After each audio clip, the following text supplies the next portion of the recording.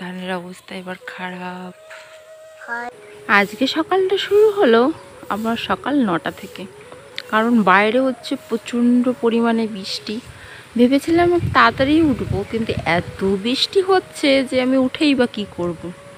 তো ভাবলাম যে এখন না উঠলে আর বাড়ির কাজকর্ম না করলে সবাই খাবে কি। ছোট্ট একটা মেয়ে আছে, ওর মুখেও তো কিছু দিতে হবে না। তো 9টা বাজলো, তখনই উঠলাম। আগে আগে উঠলেও সেই একই অবস্থাই হতো, বৃষ্টিতে ভিজেই সব কাজ করতে হতো। আমি আবার কি বলতো, মাথার উপর ছাতা নিয়ে কাজ করতে পারি না, আমার বিরক্ত লাগে। আবার ধরবো আবার করবো, মানে ওতে আবার বেশি কষ্ট হয়। যাই হোক, মাথার উপর একটা টাওয়াল নিয়ে সকাল সকাল আমার কাজে লেগে পড়লাম। তো দেখো, বাইরে যেখানে রান্না করে সেই জায়গার তাঁবুটা ছিঁড়ে গেছে। তো এখানে এই টিনটা, কালকে শুনছিলাম খবরে রাত 11টার থেকে ঝড় বৃষ্টি হবে, তো এই টিনটা দেখো দিয়ে রেখেছি উনুনের উপর। তা আমাদের তো কাঠের জালেই রান্না হয়, আর বাইরের অবস্থাটা দেখো পুরো জঘন্য হয়ে গেছে। আমাদের বাড়িতে কিন্তু এত গাছ নেই, কিন্তু আমাদের ঘরের পিছনে না লেম্বু বাগান আছে, তো ওখান থেকে এত পরিমাণে পাতা এসছে, তো যে দেখবে সেই বলবে যে আমাদের গাছ, কিন্তু না, আমাদেরই গাছই নেই। সামনে দুটো একটা আছে, আর বেশিরভাগ গাছ এখন কাটা পড়ে গেছে। তো দেখো এখানে রান্নার এখানে আয়োজন করছি, তো এখানে চাল নিচ্ছি। আমাদের চালটা আজকে বাড়ন্ত হয়ে গেছে, তো মা সকালবেলা নিয়ে আসলো। আমাদের ধান সিদ্ধ করতে হবে, জানো তো। এই কয়দিন আমাদের মানে মাঠের কাজকর্ম করছিল, ধান কাটা, ধান মানে প্রচুর কাজ তো থাকে ধানের, তার জন্য ধান সিদ্ধ করা হয়নি। তো তার জন্য একটু চাল বাড়ন্ত হয়ে গেছে। যাই হোক, রোদ হলে আবার ধান সিদ্ধ করা হবে। তো চালটা মাপতে গিয়ে এখানে দেখো পড়ে গেছে। আর মা সকাল থেকেই বাড়িতে নেই, কোথায় গেছে তাও আমি বলতে পারবো না। তো আমি উঠে দেখলাম বাড়িতে নেই। তাই আমি বললাম যে টুকটুক করে কাজগুলো করি, যেহেতু মেয়েটা না খেয়ে আছে। আমরা একটু দেরিতে খেলেও কোনো ব্যাপার না, কিন্তু ছোট্ট একটা মেয়ে আছে, যে ওর মুখেও তো কিছু দিতে হবে না। ওর এমনি একটু বেলা করে খেতে দিই না, সকালবেলা কিছু না কিছু খাইয়েই দিই। তো ভাবছি ব্রাশ করিয়ে বিস্কুট খাইয়ে দেবো, তারপর রান্না হলে ওকে আবার ভাত খাইয়ে দেবো। আর বাইরে যেতে পারছে না বলে দেখো ক্যামেরা দেখে কত খুশি। যাই হোক গাইজ, আমাদের বাড়ির পাশেই রেল লাইন, তো ট্রেন যাচ্ছে, তো সেটার একটু আওয়াজ আসতে পারে। তো দেখো কত কিছু করছে ক্যামেরার সামনে এসে। তো চালটা ধুয়ে নিয়ে এসে আমি এখন ভাতটা বসিয়ে দেবো। তো এই পাশে দেখো গ্যাসটা ধরিয়ে নিচ্ছি। গ্যাসের না আবার একটা প্রবলেম হয়েছে, লাইটারটা খারাপ হয়ে গেছে। তো এখন লাইট দিয়ে এরকমভাবে জ্বালিয়েই কাজ করতে হচ্ছে। তো সকালে মোটামুটি কাজ কমপ্লিট হয়েছে, তো ভাবলাম যে মেয়েকে ব্রাশ করে বিস্কুট খাইয়ে দিই, তারপরে আমি উঠোন ঘর ঝাড় দিয়ে স্নান করে, তারপরে মানে ভাত হতে হতে আমি তারপরে স্নান করে সব কিছু গুছিয়ে নিয়ে রান্না আবার বসিয়ে দেবো। আজকে বাপি কেটে রেখেছে সব সবজি, তো আজকে সয়াবিন রান্না করব। মেয়েদের বিয়ের পরে জীবনটাই পুরো বদলে যায় বলো। আগে ঘুম থেকে উঠে দেখতাম মা সকালবেলা উঠে সব কাজকর্ম করে নিয়েছে, আর এখন সব কাজগুলো একটা বাড়ির বউয়ের জন্যই অপেক্ষা করে।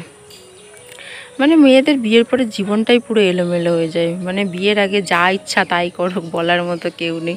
মাঝে মাঝে মা একটু শাসন করে, বাবা একটু ভুল করলে বকা দেয়, তাছাড়া যেখানে যাও বন্ধুদের সঙ্গে ঘোরো, কাজকর্ম না করলেও কোনো ব্যাপার না, খাও দাও ঘুরে বেড়াও। আর বিয়ের পরে জীবনটা সম্পূর্ণই আলাদা হয়ে যায়। 7টা থেকে 8টা বাজলেও সবার মুখে বেশি কথা শুনতে হয় যে এখনও ঘুমোচ্ছে। কি বলবো, সবার জীবনে এরকমই হয়, মেয়েদের জীবনটাই কেমন এলোমেলো টাইপের। Hello guys, good morning, welcome back to my channel Arpita blogs lifestyle. কেমন আছো? আশা করি সবাই ভালো আছে। বৃষ্টিতে দেখো রাস্তার অবস্থা কী। তো সকালে রান্না বসিয়ে দিলাম, বাকি কাজগুলো করেছি, শুধু উঠোন ঝাড়তে বাকি আছে। এখানে এসেছি জল ভরতেই, দেখো আমরা ঠাকুমাদের কলেরই জল খাই। চলো ফটাফট করে এখন এগুলো ভরে নিই। সকাল থেকে রাত পর্যন্ত এতটা কষ্ট করার পরেও যখন শুনতে হয় যে তুমি সারাদিন কি করো, তখন কতটা খারাপ লাগে যাকে বলে সেই একমাত্র জানে।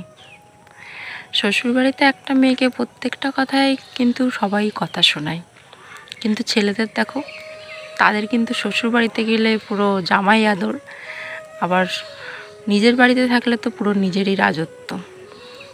আর মেয়েরা মনে হয় শ্বশুরবাড়িতে তার বিন্দুমাত্র আদর যত্ন পায় না। হয়তো 100টার মধ্যে একটা কি দুটো হয়তো পায়, বাকি মেয়েরা কিন্তু একই রকমই সবাই। তাতেও মেয়েদের কিছু যায় আসে না, কারণ মেয়েরা এখন বুঝে গেছে যে যেখানেই থাকুক না কেন তাদের এই কষ্টটা করতেই হবে। এটা প্রত্যেকটা ঘরে ঘরেই হয়, প্রত্যেকটা মেয়েকেই সহ্য করতে হয়। মেয়েদের জীবনটাই কেমন যেন, আমার তো সেই দিক দিয়ে মনে হয় ছেলেদের জীবনটা খুবই সুন্দর। কাজকর্ম করো, সপ্তাহে 2-3 দিন ছুটি থাকলেও কোনো ব্যাপার না, ঘুমাও, খাও দাও, ঘুরে বেড়াও। আর মেয়েদের একটু বাড়ির বাইরে গেলে একটু রাত হলেও তার সেখানে বেশি কথা শুনতে হয়। শ্বশুর বাড়িতে কিছু করলেও শুনতে হয়, কিছু যদি না করো তারপরেও তাকে নিচু চোখেই দেখা হয়। সব জায়গাটা দোষ সব একটা মেয়েকেই সবাই দেয়। হ্যালো গাইস, তো আমার হয়ে গেছে স্নান, স্নান হয়ে গেছে। আর এখন আমি করবো রান্না। ভাত হচ্ছে, ভাত বসে দিয়ে উঠুন ঝাড় দিলাম, ঘরটা আগে ঝাড় দিয়ে দিয়েছি, থালা বসে দিয়েছি, পুরো ভিজে গেছি। তাহলে স্নান করে নি। এই দেখো ধান যেটা সব এই পাশে রেখেছে, বস্তা নেই তার জন্য। আর এই পাশে যে এগুলো বস্তা করে রেখেছে। আর এই পাশে ভাত বসিয়ে দিয়েছি।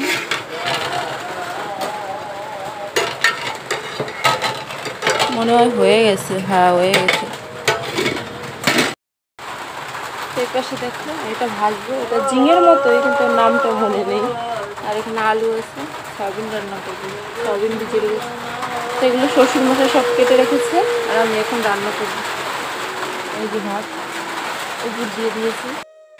এখন যে সময়টা হয়েছে কেমন বলো তো, এখনই দেখা যায় একটা মেয়েই একটা মেয়ের শত্রু। কেন বলো তো?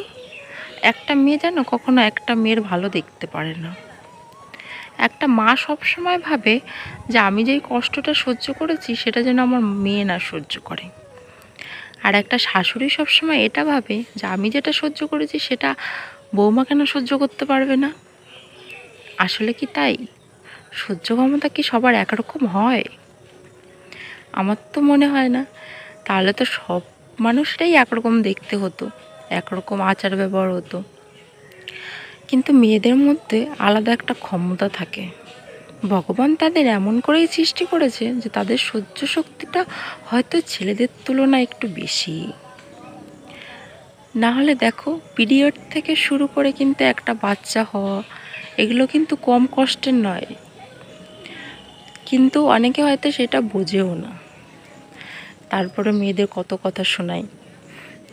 কিন্তু যাই হোক, সব জায়গাটাই বলে যে মেয়েরা সমান অধিকার সব জায়গায়, কিন্তু আসলে কি তাই? মেয়েরা কি সব জায়গায় সমান অধিকার পায়? যেখানেই সে কাজকর্ম করুক কি যাই করুক, কিন্তু বাড়িতে কি আদৌ সেই সমান অধিকারটা পায়? আজও কিন্তু আমাদের ঘরে ঘরে দেখবে ছেলেদের আর মেয়েদের আলাদা চোখেই দেখা হয়। বাড়িতে যদি ভালো মন্দ রান্না হয় সেটা কিন্তু একটা ছেলেকেই দেওয়া হয়। মেয়েদের সবসময় এটা বলা হয় যে সে তো বিয়ে পরে অন্য ঘরে চলেই যাবে, অত খাইয়ে কি হবে, অত পড়িয়ে কি হবে। এই চিন্তাভাবনাগুলো যদি মানুষেরই না বদলায়। এটা থেকে কতটা জল বেরিয়েছে তো মানুষ। এটা কিন্তু ভাজবো, তরকারি না। এখন মেয়েকে খাইয়ে দিই। সয়াবিন হয়ে গেছে।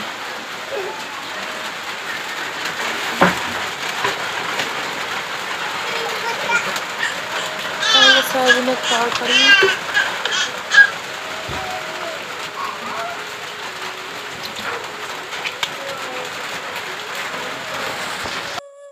তো এই পাশে দেখো আমার রান্না বান্না হয়ে গেছে, এখন মেয়েকে খাইয়ে দেবো। তো এখন 11টার মতো বেজে গেছে, তো ভাবছি ওকে খাইয়ে তারপরে একটু বসে রাখবো, তারপরে ওকে স্নান করিয়ে দেবো। স্নান না, ভাবছি আজকে গাটা ধুয়ে দেবো আর মাথাটা ভিজিয়ে মুছিয়ে দেবো, ঠিক আছে? তো এখন আমার বাইরে হচ্ছে প্রচণ্ড জোরে বৃষ্টি। তো উনুনে এখনও ভাজাটা রয়েছে, তো ওটা হতে হতে ভাবছি মেয়েকে এই পাশে খাওয়ানো হয়ে যাবে। আর মেয়েটা আমার একদিকে খুব ভালো, জানো তো, ও খাওয়া নিয়ে অত বিরক্ত করে না। একমাত্র শরীর যদি প্রচণ্ড খারাপ হয় তাহলেও বিরক্ত করে, তাছাড়া অতটা বিরক্ত করে না। তো চলো ওকে এখন ফটাফট করে খাইয়ে নিই, তোমাদের সঙ্গে আবার পরে কথা হচ্ছে। হ্যালো গাইস, তো মেয়েকে খাওয়ানো হয়ে গেছে, স্নান করানো হয়ে গেছে, তা আমাদেরও সবার খাওয়া হয়ে গেছে। থালা বাসন ধুয়ে এখন এসছি একটু ঘরে। বাইরে বৃষ্টি হচ্ছে বলে এইটুকু খুলে রেখেছি। আর ঘর পুরো অন্ধকার, না খুললে কেমন যেন ভুতুরে ভুতুরে লাগছে। যাই হোক, মেয়েকে এখন ঘুম পাড়াবো। তো চলো, তোমাদের সঙ্গে আবার পরে কথা হচ্ছে, ঠিক আছে? বাই বলে দাও। বাই। একটা ফ্লাইং কিস দিয়ে দাও। Thank you. I love you. I love you. Guys ভালো আছো? গাইস ভালো আছো? আমি ভালো আছি। ভালো আছি। বললাম ভাত খেয়েছি। তোমরা খেয়েছো? তোমরা খেয়েছো? বলে আমি এখন ঘুমাবো। বাই বাই বলে দাও। বলো বাই, বলো বাই বলো। এখন আর বলবে না, লজ্জা পাচ্ছে। তো চলো গাইস, বাই, পরে কথা হচ্ছে। তো গাইজ দেখো এপাশে এখন চলে এসেছি মাঠে, আমরা সবাই মিলেই এসেছি। তো মাঠে আমাদের ধান কাটা হচ্ছে, আর ওই পাশে বাপি ধান বাঁধছে, আর আমি এখন এই পাশে বোন এই পাশে গোছাচ্ছে, তো আমি গিয়েও গোছাবো। আর এগুলো ভিডিওগুলো না অনেক দিন আগে করা ছিল, বৃষ্টির আগে, ঠিক আছে? তখন আমাদের মাঠে ধান ছিল, তো এই ভিডিওগুলো করে রেখেছিলাম। তো আমার মাঝখানে বাড়িতে এত কাজ পড়েছে যে ওইগুলো আর এর ভিতরে আর মানে ভিডিও করে যে তোমাদের সঙ্গে শেয়ার করবো সেটা আর সম্ভব হয়নি। তাই ভাবলাম যে এই ভিডিওর সঙ্গে জুড়ে দিই। দেখো আমার বড় পাশে ধান কাটছে, আর ও না এই প্রথমবার আমাদের জমিতে ধান কাটতে এসছে না। প্রত্যেক বছরও এই ধান কাটার টাইমে কাজে চলে যায় বাইরে, ঠিক আছে? তো এই বছর বাড়িতে রয়েছে, তো নিজেই এসছে। এই বছরও ভালোই কাজ করেছে মাঠের।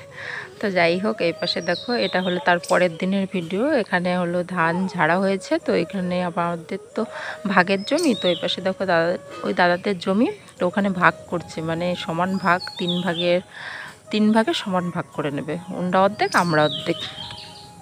তো যেটা বলছিলাম, আমাদের সমাজে যদি কিছু কিছু মানুষের চিন্তা ভাবনা এত জঘন্য না, তাদের কি বলবো, বলার মতো আর কিছুই নেই। মানুষের চিন্তা ভাবনা না বদলালে না আমাদের সমাজে কখনো উন্নতি হবে না। তো চলো গাইস, আজকের ভিডিওটা এই পর্যন্ত রাখছি। ভালো লাগলে অবশ্যই এটা লাইক করে দিও। Bye, take care everyone.